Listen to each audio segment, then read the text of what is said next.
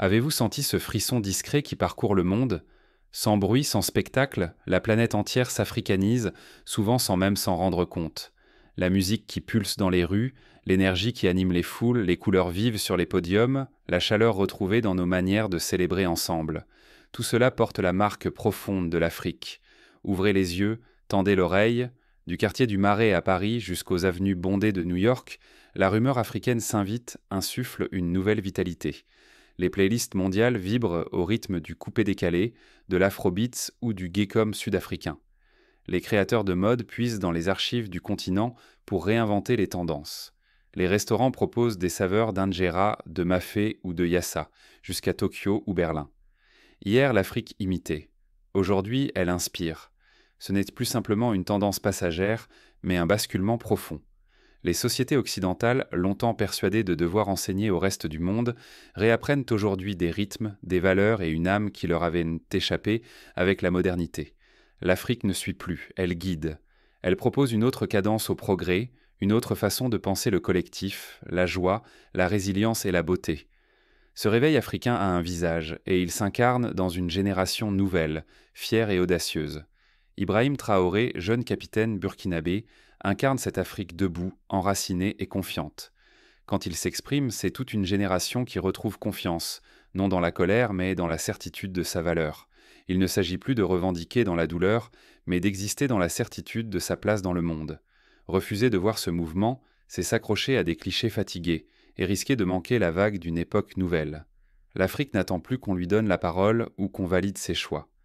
Elle avance et le monde, peu à peu, lui emboîte le pas. Mais où cette influence s'exprime-t-elle le plus fort?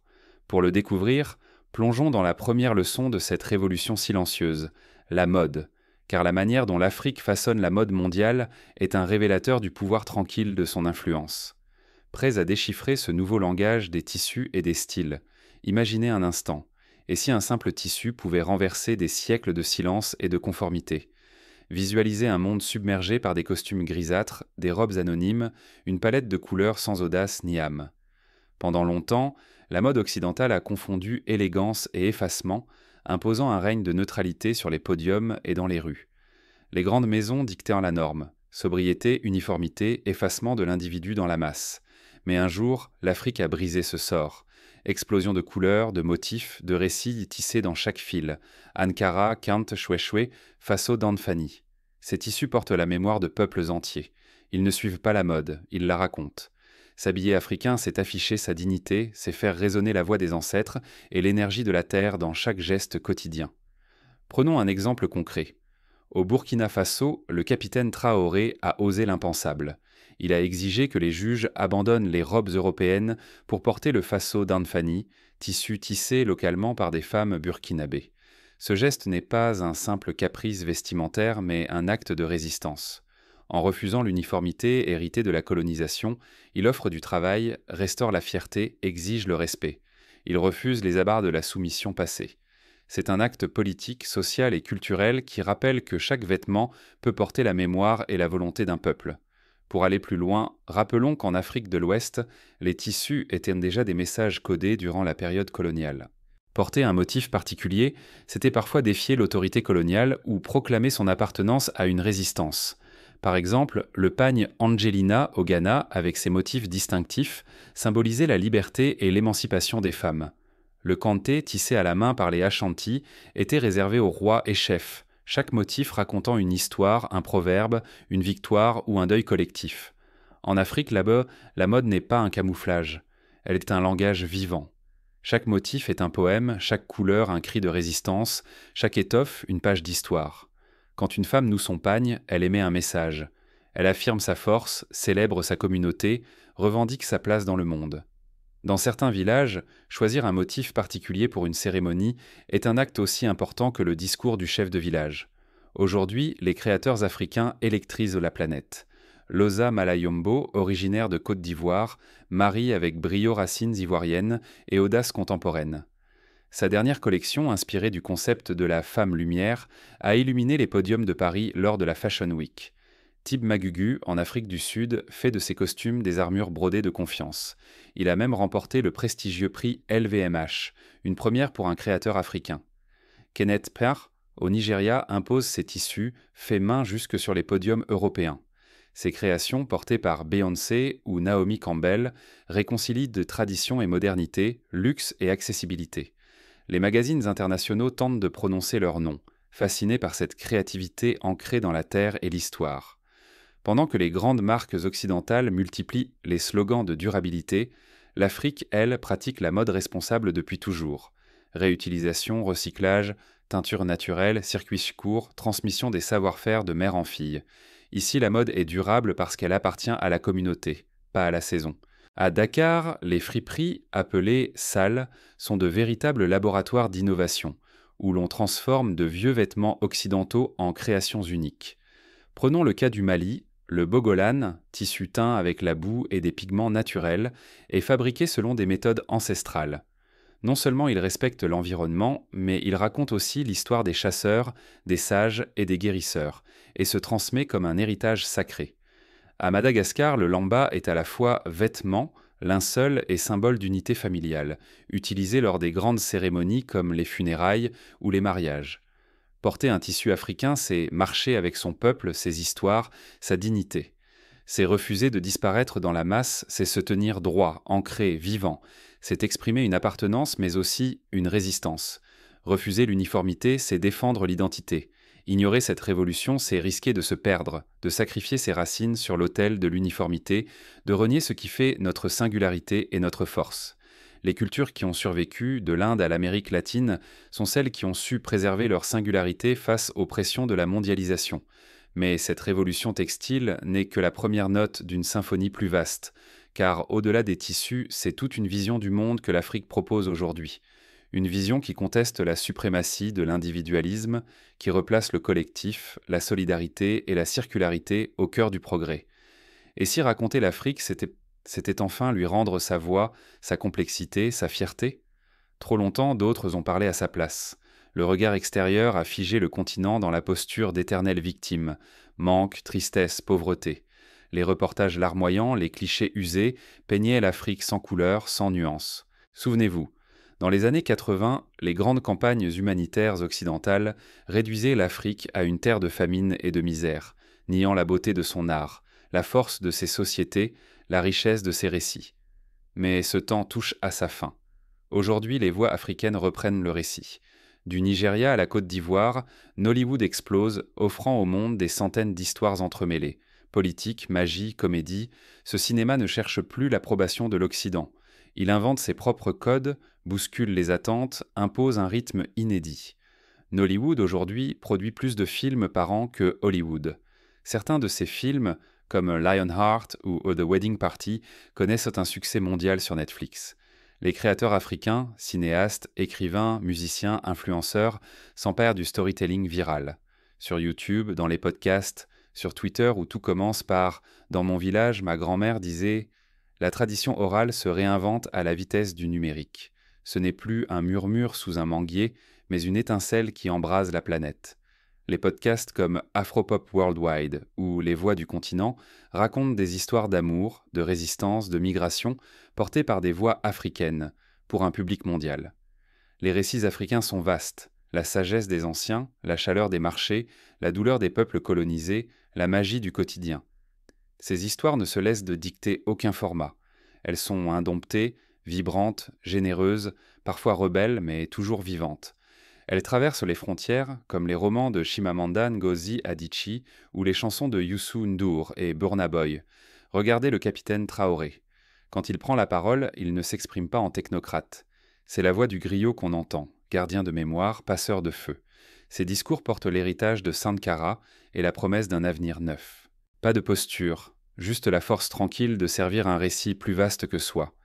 Cette tradition du griot, présente du Sénégal au Mali, a forgé des générations de conteurs et de leaders capables de mobiliser et d'unir leur peuple.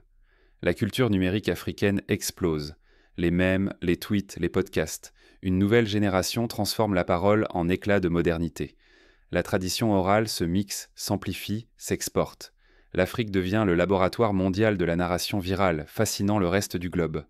Le hashtag Black Africa to the World, par exemple, a généré des millions de vues sur Instagram et TikTok, portant la créativité et l'humour africain aux quatre coins de la planète. Pour la première fois, la planète découvre la philosophie africaine. On s'inspire de son humanité, du sens du collectif, du respect des anciens, de la résilience face à l'adversité.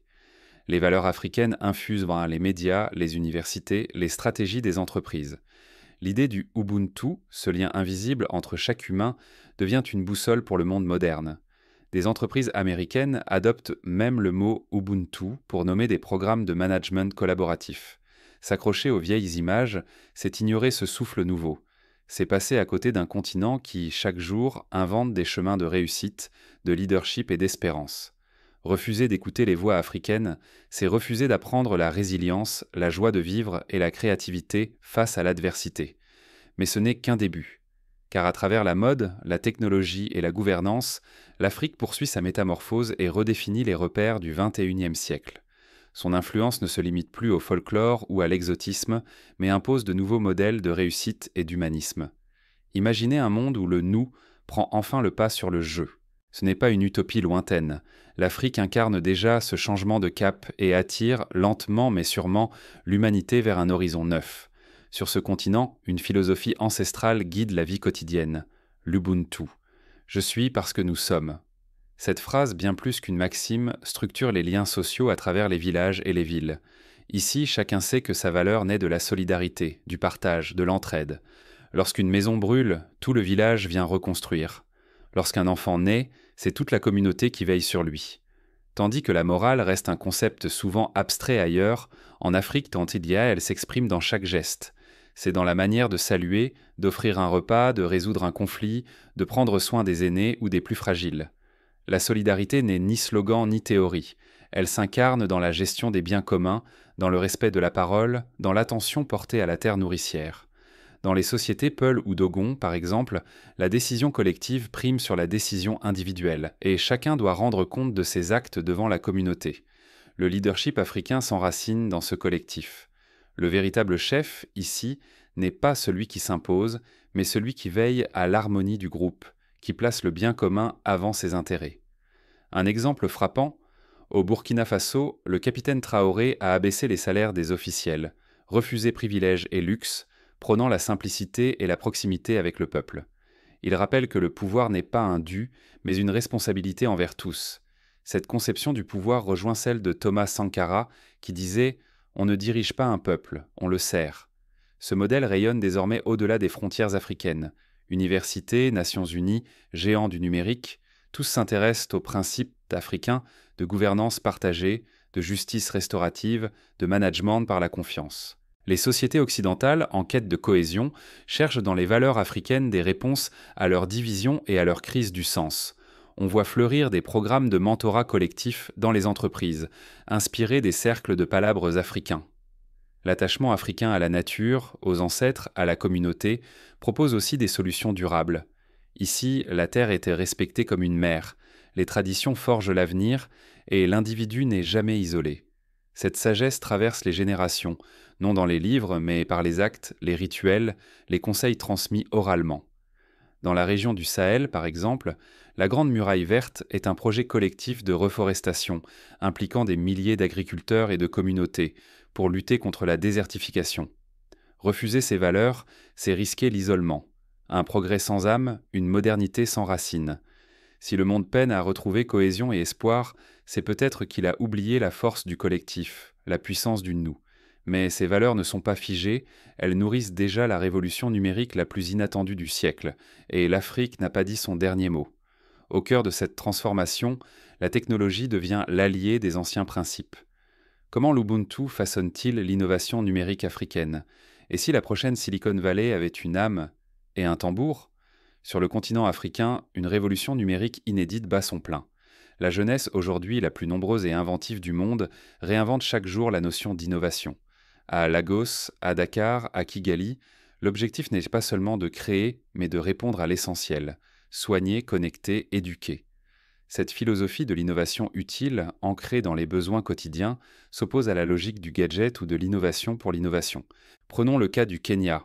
M-Pesa, le paiement mobile, a ouvert la voie à des millions de familles sans banque, leur permettant d'échanger de l'argent même au bout de pistes oubliées.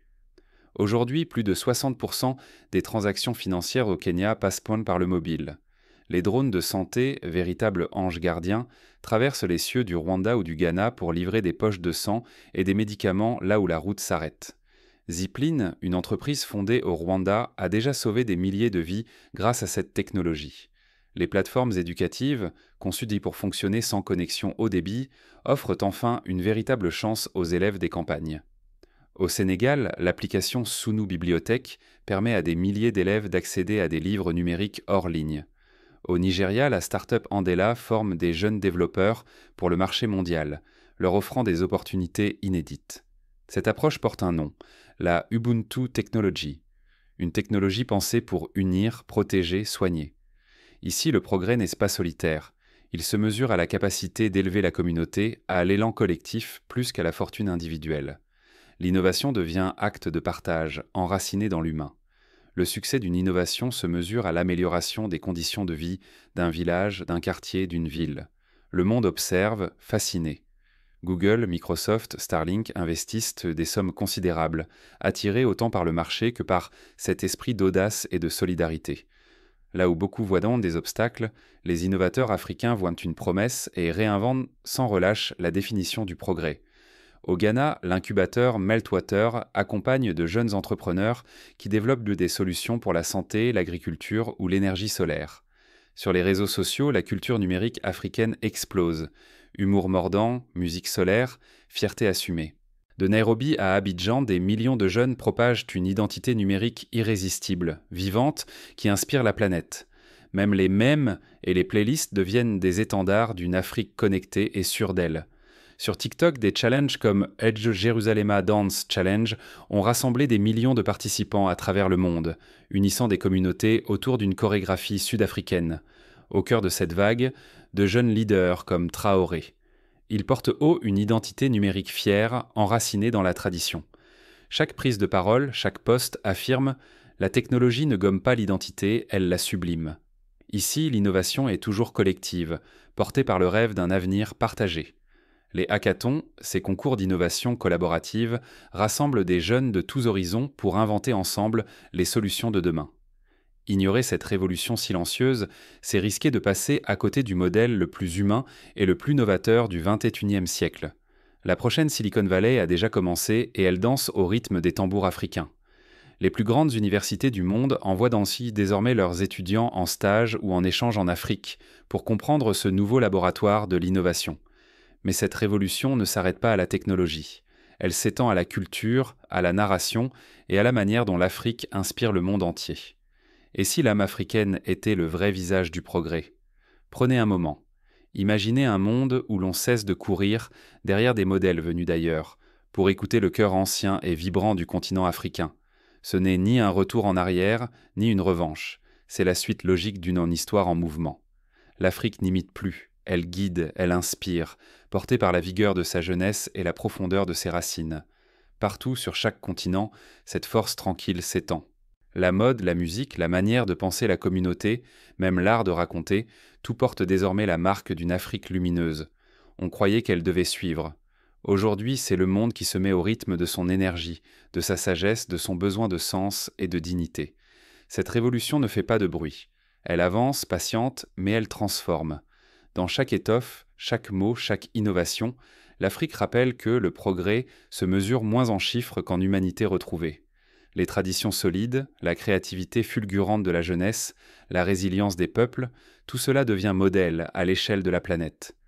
Voyez comme la jeunesse africaine invente de nouveaux codes sans jamais oublier les voix de ses ancêtres. Elle tisse l'avenir sans couper le fil du passé. Ce n'est pas une rupture, c'est une transmission. Les anciens soufflent à l'oreille des nouveaux, et pour la première fois, le monde entier écoute ce dialogue ancestral. Fermer les yeux devant cette transformation, c'est se condamner à des clichés usés. C'est manquer une occasion rare, celle de bâtir, ensemble, un avenir plus humain, plus collectif, plus juste. L'Afrique n'est pas un mirage lointain. Elle devient la boussole d'un monde en quête de repères, rappelant que la plus grande richesse est d'être relié aux autres et à soi-même. Alors, La prochaine fois qu'on parlera de modernité, demandez-vous, et si la vraie modernité, c'était d'oser s'inspirer de l'audace, de la créativité et de la fierté africaine? Le progrès n'a peut-être pas le visage attendu. Il porte les rêves, la voix et la force de l'Afrique. Et si cette fois, nous écoutions vraiment ce message? N'est-ce pas là le plus grand défi, mais aussi la plus belle promesse de notre temps? Réapprendre ensemble à marcher au rythme de l'Afrique, pour inventer un futur où chacun, enfin, trouve sa place?